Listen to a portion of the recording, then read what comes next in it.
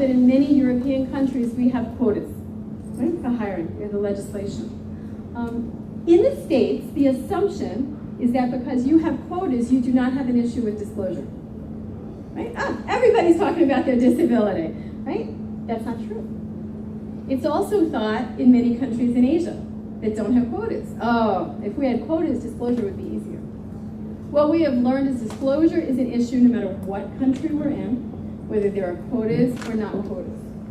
It's actually one of the #1 issues right now that companies are struggling with. Right? Because to have a quota and not pay a fine or a levy, you have to show you have those people. And if someone maybe has an invisible disability, is not necessarily ready to share, even if they're employed with you, you can't really count them. Right? Now there are differences in terms of, in Japan, for instance, if someone has a learning disability, they cannot count towards the quota. Right? We have other countries, if the disability is severe enough, they can count as 2. But the issue of disclosure, we think, is what?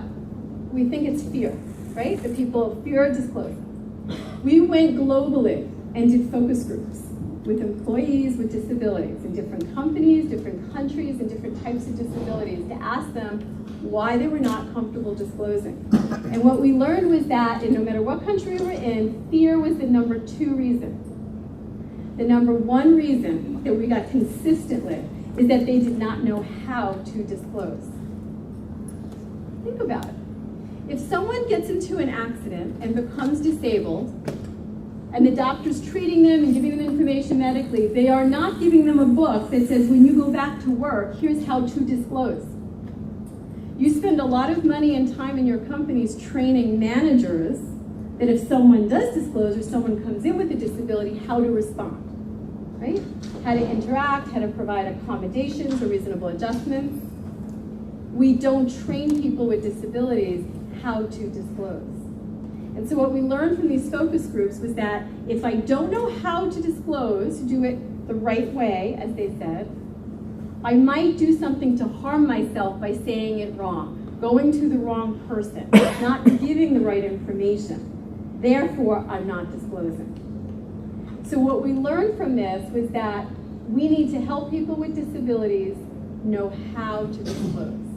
Provide guidance to them on, should I disclose when I start my job? Let's say I have an invisible disability. Should I disclose when I start my job, or should I wait till I have my performance review at the end of the year and maybe I'm in trouble because I'm not doing so well? Okay? But these are the things we heard from employees. Should I give my manager the book that my doctor gave me that talks about my disability from a medical standpoint and say that's my disclosure? That's not. The manager doesn't know what to do with that. But a lot of people with disabilities think that's disclosure. Right?